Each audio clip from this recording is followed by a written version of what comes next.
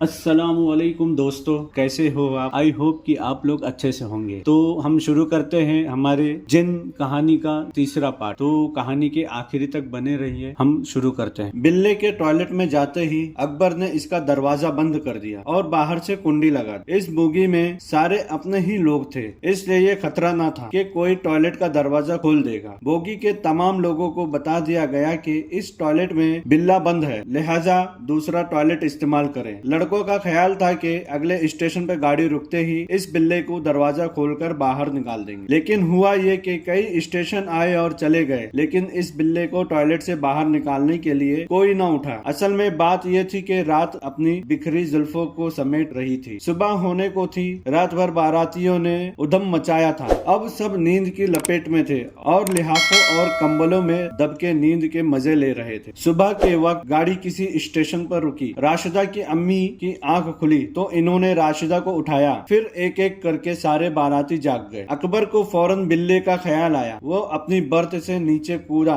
और टॉयलेट की तरफ चला। इसके साथ खानदान के एक दो लड़के भी हो गए। टॉयलेट के दरवाजा खोलने से पहले अकबर ने बोगी का दरवाजा खोला ताकि बिल्ला टॉयलेट से बाहर आए तो सीधा दरवाजे से प्लेटफॉर्म पर चला जाए। अकबर ने टॉयलेट का दरवाजा खोला। इसका ख्याल था कि दरवाजा खुलते ही वो काला बिल्ला फौरन बाहर आएगा, लेकिन ऐसा न हुआ। तब अकबर ने टॉयलेट में झांक कर देखा, अंदर कोई न था। टॉयलेट खाली पड़ा था। यार किधर गया? अकबर ने अपने चचाजाद भाई से मुखातिब होकर कहा। इसके चचाजाद भाई ने जवाब में कुछ कहने ही वाला था कि अंदर से गुर्राने की आवाज आई। वो काला बिल्ला टंकी के ऊपर बैठा हुआ था। इसने वहां से छलांग लगाई और सीधा अकबर के कंधे पर सवार हो गया। इस काले बिल्ले में इतना वजन था कि अकबर खड़ा न रह सका। वो फौरन फर्श पर बैठ गया। तब बिल्ले ने खुले दरवाजे से छलांग लगाई और प्लेटफॉर्म पर पहुंच गया। अकबर फौरन उठकर खड़ा हुआ और कंधे सहलाने लगा। यार ये क्या चीज थी? इसने अपने चचाजाद भाई को मुखातिब किया। भाई वो चीज नहीं बला था। भाई वो चीज नहीं बिल्ला था, बिल्ला। यार इतना वजनी बिल्ला। जब वो मेरे कंधे पर आया तो मुझे ऐसा महसूस हुआ जैसे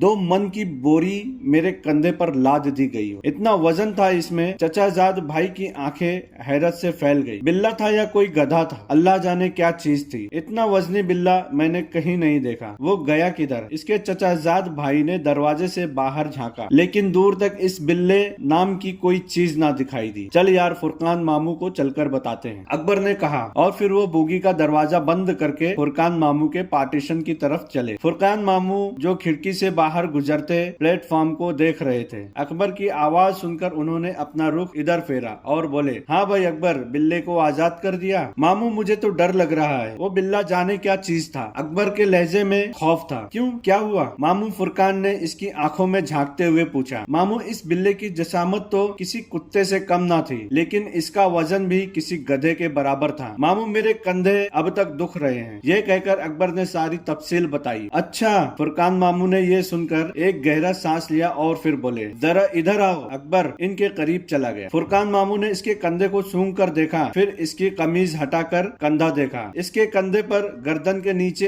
एक हल्का सा खराश का निशान था, जैसे वहाँ इस बिल्ले का नाखून लगा हो। खाल छिल गई थी और खून की एक बारीक लकीर बन गई। अकबर तुम्हें ऐसे ही वहम हो रहा है। एक बिल्ले में भला इतना वजन कैसे हो सकता है? असल में वो तुम्हारे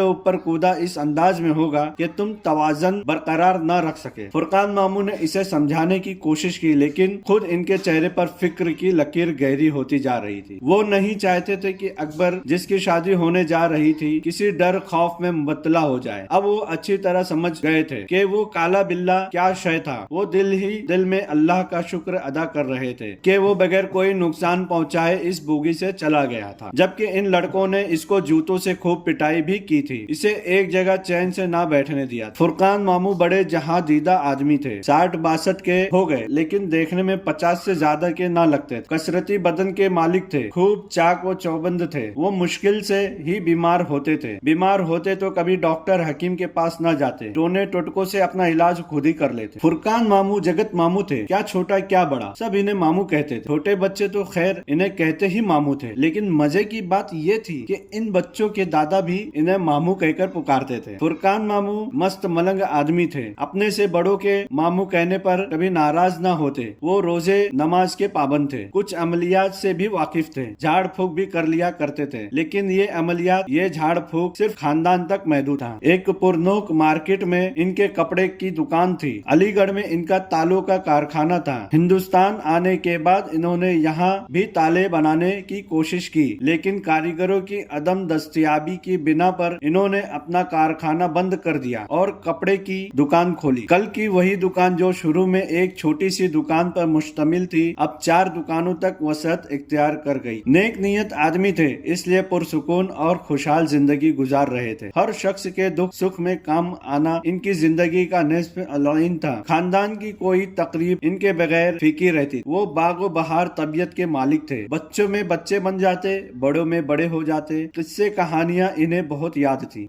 जिनों से इन्हें बचपन से दिलचस्पी थी। अलीगढ़ में जिस घर में इनका बचपन और जवानी गुजरी थी, इस घर में भी असर था। गर्मियों के दिन में जब वो खुली छत पर सोने के लिए लेटते तो कभी कभी इन्हें ऐसा महसूस होता जैसे कोई साया सा इनके ऊपर से गुजर रहा है। चांदनी रातों में खास तौर पर ऐसा होता। एक दिन रात को 2 बजे के करीब इन्होंने फड़फड़ाहट की आवाज सुनी। इन्हें ऐसा महसूस हुआ जैसे कोई कबूतर छत से उड़ गया हो। इनका घर 3 मंजिलों पर मुश्तमिल था। घर वालों की रिहाइश ज्यादातर दूसरी मंजिल पर थी। नीचे वाला घर तकरीबन खाली पड़ा रहता था। कोई मेहमान वगैरह आ जाता तो आबाद होता, या कोई मिलने जुलने वाला आ जाता तो कुछ देर के लिए बैठक आबाद हो जाती। हाँ, गर्मियों के दिनों में घर वाले दोपहर को नीचे वाले घर में आ जाते, क्योंकि नीचे का घर अलीगढ़ के झुलसा देने वाली गर्मी और आग लगा देने वाली लौ में गौशा आफियत समझा जाता। इस सफेद दाढ़ी वाले आदमी को फुरकान मामू ने कई मर्तबा देखा था। दोपहर को सोते सोते अचानक इनकी आंख खुल जाती तो वो शख्स इनकी पाइंटी पर बैठा नजर आता। वो कोई लंबा चौड़ा आदमी था। अंधेरे कमरे में वो साफ नजर आता। इसका सीधा हाथ कंधे तक उठा होता और उंगलियां इस तरह मुड़ी हुई होती जैसे कोई पंजा लड़ाने के लिए हाथ बढ़ाए। वो हमेशा एक ही हालत में नजर आता था, खामोश बैठा हुआ, हाथ ऊपर उठाए। इसे देखकर मामू फुरकान के जिस्म में खौफ की लहर दौड़ जाती थी। इनमें भागने या चीखने की हिम्मत भी ना थी। जिस्म पसीने में शराबोर हो जाता। जब वो पूरी तरह जाग जाते, वो आदमी हमेशा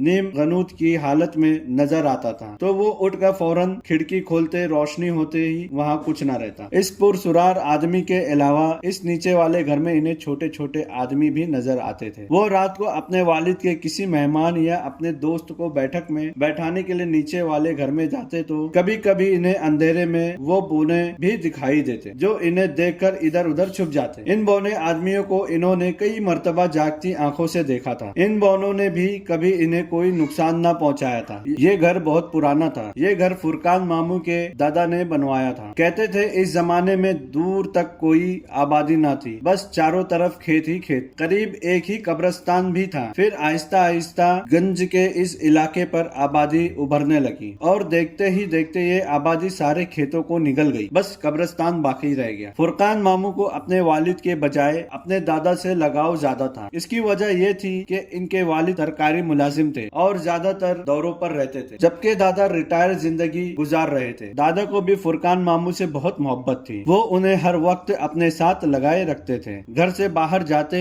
तो फुरकान मामू इनके साथ उंगली पकड़े चले जा रहे। दादा इन्हें अपने सीने पर बिठाए हुए हैं। मामू फुरकान ने कुरान शरीफ अपने दादा से ही पढ़ा था। इनके दादा रेलवे में गार्ड थे। इन्हें पीरों फकीरों से बड़ी दिलचस्पी थी जब तक वो जिंदा रहे। घर में अजीब अजीब किस्म के लोग आते रहे। कभी घर के आंगन में कव्वालियां हो रही है, कभी वजीफे वजाइफ पढ़े जा रहे हैं। फुरकान मामू का बचपन इसी फिजा में गुजरा। इन्हें भी वजीफे वजाइफ और अमलियात से दिलचस्पी हो गई। फुरकान मामू के दादा जिन्नात के बहुत से किस्से सुनाते थे। इन्हीं में एक किस्सा दादी का भी था। ये किस्सा इनकी शादी से पहले का था। शादी के बाद भी दादी पर कुछ अरसे असर रहा, जिसे दादा ने एक मशहूर आमिल से दूर करवाया। हुआ ये कि गर्मियों का जमाना था। दादी छत पर नहा रही थी कि यकायक इनकी आंखों में अंधेरा सा छा गया। फिर जब आंखों का अंधेरा दूर हुआ तो इन्होंने अपने सर पर लाखों कबूतर उतरते देखे। ये कबूतर इतनी तादाद में थे कि दोपहर होने के बावजूद सूरज उड़ते कबूतरों की भीड़ में छुप गया और चारों तरफ अंधेरा छा गया। इस मंजर की दहशत से दादी अपने होश गंवा बैठी। जब इन्हें होश आया तो इन्होंने खुद को अपनी चारपाई पर पाया। फिर इन्हें ख्याल आया कि वो छत पर नहा रही थी। इन्होंने घबराकर अपने जिस्म को देखा। वहाँ कपड़े मौजूद थे और सामने इनकी वालिदा बैठी थी। इन्होंने दादी को बताया कि जब तुम बहुत देर तक ऊपर से नहाकर नहीं उतरी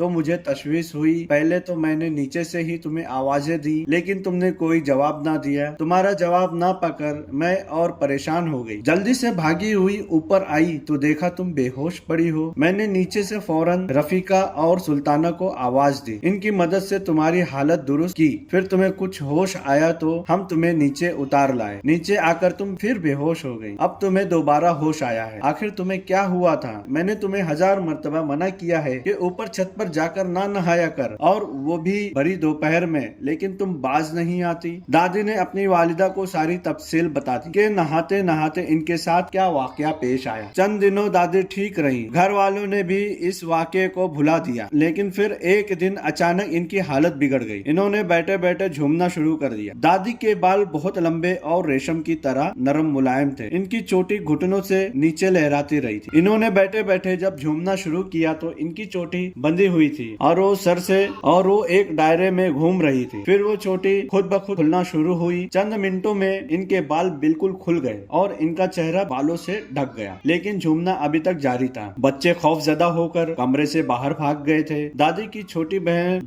छोटी बहन रफीका भी इस मंजर की ताब न ला सकी। अलबत्ता रफीका से बड़ी बहन सुल्ताना कमरे में ठहरी रही। दादी की वालिदा भी मौजूद थी। इस वक्त घर पर कोई मर्द न था, और अगर होता भी तो वो क्या करता। जब दादी को झूमते हुए काफी देर हो गई तो इनकी वालिदा आगे बढ़ी और इन्होंने दादी के करीब बैठकर इन्हें अपने बाजू में लेना चाहा तो दादी ने इन्हें एक झटका देकर अलग कर दिया और बहुत गुस्से से बोली, क्या करती है, अलग हट, देखती नहीं कि हम आए हुए हैं। ये दादी की आवाज ना थी, ये कोई मर्दाना आवाज थी। दादी की आवाज के साथ शक्ल भी बदल गई थी। आंखें सुर्ख अंगारा हो रही थी, मुंह बुरी तरह फटा हुआ था। दादी की मुंह से जो मर्दाना आवाज सुनी तो इनकी बहन सुल्ताना उठकर भागी। अब कमरे में दादी की वालिदा रह गई। तू बैठी यहाँ क्या कर रही है? तू भी जा और इस वक्त तक अंदर ना आना जब तक हम यहाँ हैं। दादी ने गुस्से से कहा। दादी की वालिदा ने दादी का नाम लेकर पुकारा, कुलसुम। अपना नाम सुनकर दादी ने गर्दन घुमाकर अपनी वालिदा को देखा। इनकी शक्ल देखकर वालिदा को पसीना आ गया। वो दादी की शक्ल ना थी, वो जाने किस खबीस की शक्ल थी। दादी की वालिदा को खौफजदा देखकर दादी ने एक खौफनाक कहकहा लगाया, जा बुढ़िया जा, हमें अकेला छोड़ दे। दादी की वालिदा को अगरचा खौफ महसूस हो रहा था, लेकिन वो फिर भी टस से मस ना हुई। तब दादी ने अपनी वालिदा की चोटी पकड़ी और खड़ी हो गई। फिर उन्होंने अपनी वालिदा को इतनी जोर से धक्का दिया कि वो दरवाजे में जाकर गिरी। इस जमाने में दादी जान ढान पान सी लड़की थी, जबकि इनकी वालिदा भारी भरकम खातून थी। लेकिन दादी ने अपनी वालिदा को जिस आसानी से दरवाजे की तरफ धक्का दिया था, इसने इसकी बेपनाह ताकत का अंदाजा होता था। इनकी वालिदा कमरे से दूसरी बहनों को बुलाने के लिए निकली तो दादी ने जल्दी से आगे बढ़कर अंदर से दरवाजा बंद कर लिया। दादी की वालिदा और इनकी बहनों ने बाहर से दरवाजा खटखटाया, मगर इन्होंने ना खोला। कमरे में मुकम्मल खामोशी तारी थी, कोई आवाज नहीं सुनाई दे रही। फिर दादी ने 2-3 घंटे बाद दरवाजा खोला और मुस्कुराती हुई बाहर आई। वालिदा ने जब इनसे पूछा, कुलसुम तुम्हें क्या हो गया था, तो इन्होंने बड़ी मासूमियत से कहा, अम्मा मुझे क्या होता है, मैं तो कमरे में सो रही थी। अरे तुझे कुछ याद नहीं? दादी की वालिदा ने परेशान होकर पूछा। क्या हुआ, आखिर कुछ बताए तो। अपनी वालिदा की बात सुनकर दादी खुद भी परेशान हो गई। तूने मुझे धक्का दिया था, इतनी जान तुझ में कहां से आ गई थी? इनकी वालिदा ने पूछा। अम्मा